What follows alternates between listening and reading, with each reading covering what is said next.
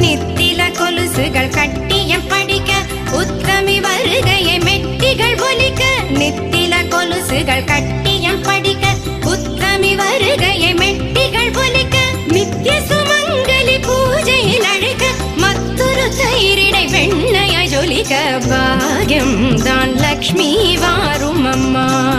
என்னையே சௌபாகியம் தான் லக்ஷ்மி வாரும் அம்மா